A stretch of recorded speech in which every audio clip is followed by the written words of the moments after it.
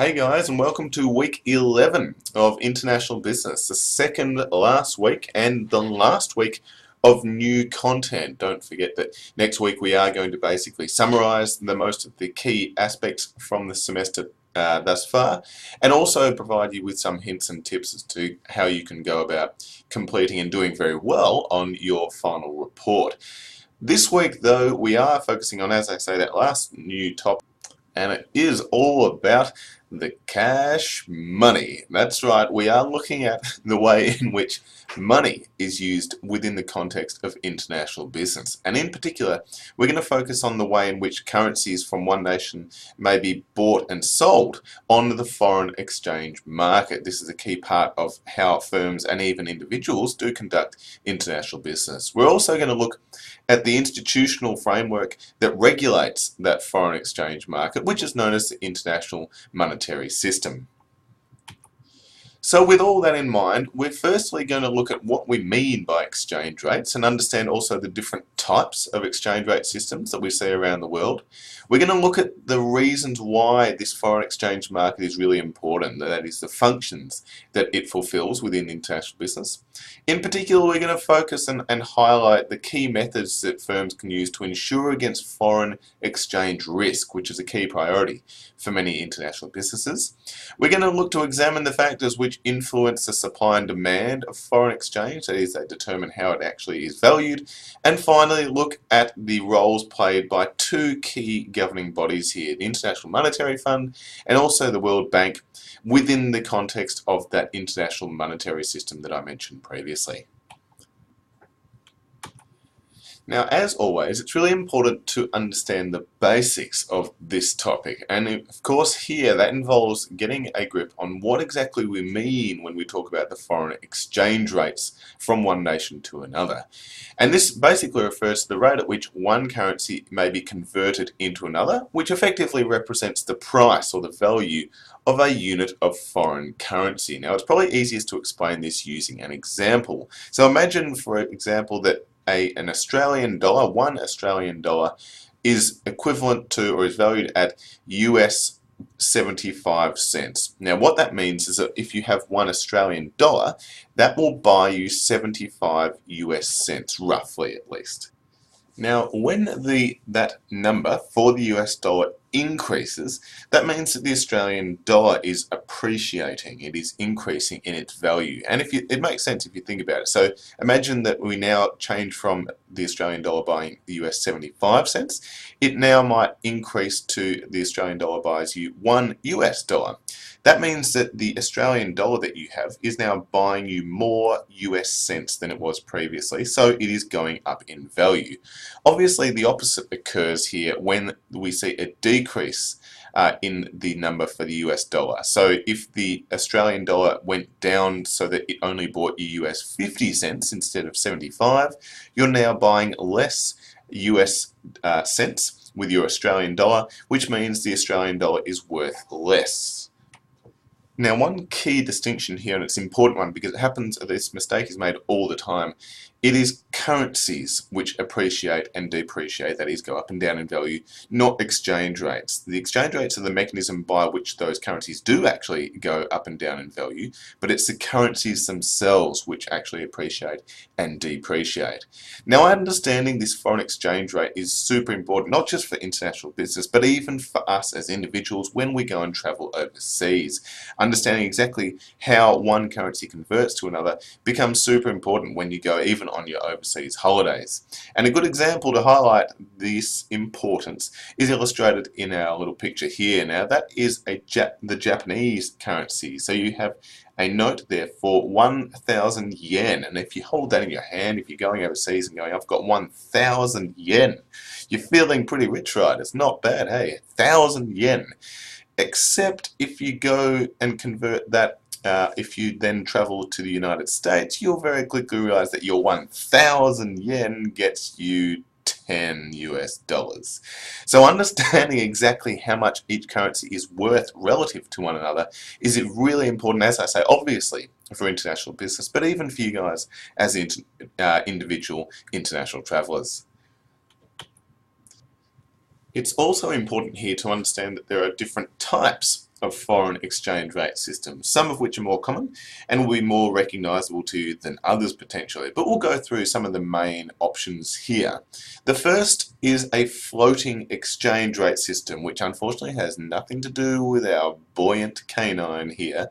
No, the floating exchange rate system we're talking about within the context of IB exists when a country allows its foreign exchange market to determine the relative value of its currency. That is, it leaves the value of its, whether it's the US dollar, the Australian dollar, the Japanese yen, it's allowed to fluctuate according to market forces. That is, how much it is valued by the market, how much it is sold, how much of it is sold, how much is bought. And of course this means that as people sell and buy that currency on the foreign exchange market, it will fluctuate, that is, go up and down, appreciate and depreciate in its value on a day-to-day, even minute-by-minute basis. Now the US dollar, the euro, the Japanese yen, British pound, these are all key examples on a global basis of currencies that float freely against one another. That is, their value is determined purely by how much each of those currencies are sold and bought. An alternate system here is the pegged exchange rate system. Get it? Pegged? Oh God, my jokes are getting worse. And this exists when a country fixes the value of its currency relative to a reference currency. So effectively what happens here is a country will say, we would like our currency to be worth the same as another country's currency. And a common example here that we see is how many Gulf and African nations peg their currencies to the US dollar. The US dollar is deemed to be relatively stable, a major currency that's used and can be exchanged all around the world. And so a lot of these countries within the Gulf region and African nations effectively ensure that their currency is worth the same as the US dollar. So that is, when the US dollar goes up and down in value, so too will the currencies of these Gulf nations and African states as well.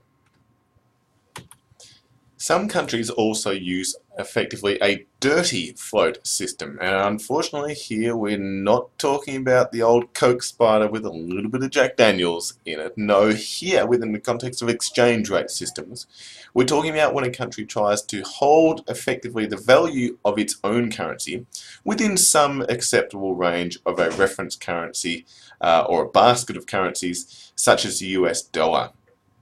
And China is a prominent example here of a country which uses a dirty float, in effect, pegging its own currency, the yuan, to a basket of other major currencies. So effectively here, unlike with the previous examples like the pegged exchange rate and the floating exchange rate, this effect has some elements of a floating exchange rate in that it is, to an extent at least, market forces which determine the value of the particular currency, but the government of the country here in question doesn't allow the value of that currency outside of what is deemed to be an acceptable range. So, and it's usually, as I say, in relation to a key currency like the US dollar. And that's absolutely what China does with its currency. It allows it to float to an extent, but doesn't let it go outside that range. So it is governed, which hence the dirty rather than the clean float element of this particular exchange rate system. The final one that we're going to look at here is at the absolute end of this spectrum that we've been looking at here, and is known as a fixed exchange rate. And this is where countries fix their currencies against each other at a mutually agreed upon exchange rate. So for example, before the introduction of the euro in the European Union as we now know it, there was the European monetary system before 1999, as I say, where a number of the major currencies within Europe were actually fixed against one another. That is, that the countries and the governments have got together and said, we will agree to maintain our exchange rates at a certain level, regardless of what the market forces try and do. So it will be fixed by the governments at a certain rate. So going back to our very first example on the first page that we looked at, it would be, for example, is like the Australian government and the US governments are coming together and agreeing to fix the Australian dollar, $1 Australian dollar, at the rate of $1 US dollar. So it doesn't move, hence the name fixed exchange rate. So overall, when we're assessing the relative merits of these two extremes, either a fixed or a floating exchange rate system, one key point to understand is that there is no ideal or right monetary system as such. As I said before, different countries around the world use different versions of these systems, and that's because there is no one best way of doing it, and it will depend on a number of different factors. If we look first at fixed exchange rate systems, some of the benefits is that it does provide some key discipline within the monetary system.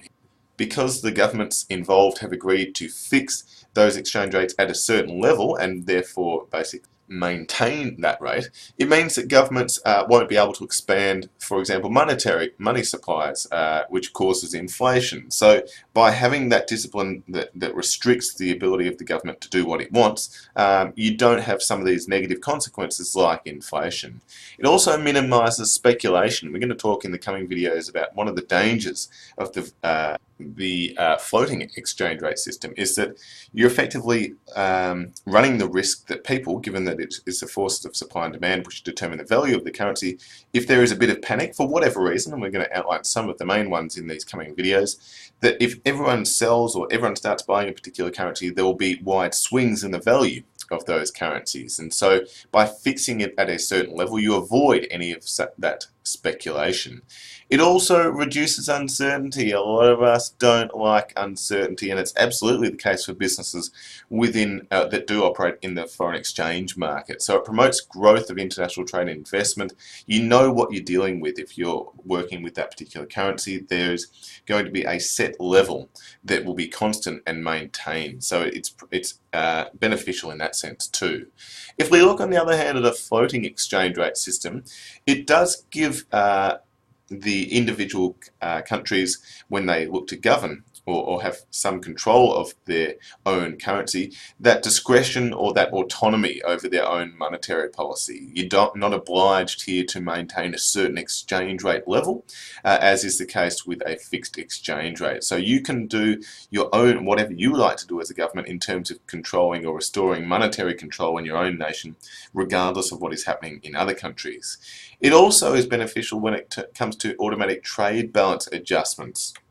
And this refers to the fact that in some situations we find countries developing a consistent or potentially even permanent deficit in its balance of trade. And we've spoken previously in this semester about the negative connotations associated with that trade deficit. So to correct that, countries and governments would ideally like to effectively devalue their own currency so that exports become cheaper and therefore more attractive, and imports become more expensive and therefore less attractive, which should go some way at least towards correcting that deficit in the balance of trade. But under a fixed system, or which is characterised by the Bretton Woods system, which is detailed at length in your textbook, the IMF has to basically sign off on and agree to a currency devaluation by that nation's government. Under a floating exchange rate system, the government can do not quite what it wants, but it has a lot more control and freedom and autonomy in that respect. So it's a lot easier for that trade balance adjustments to be made under a floating exchange rate system. In terms of the overall rule and what we see on a global scale, certainly there's evidence that the larger, more developed economies do tend to prefer a more flexible exchange rate system. That's not to say that one is right and one is wrong, but that's generally what we see.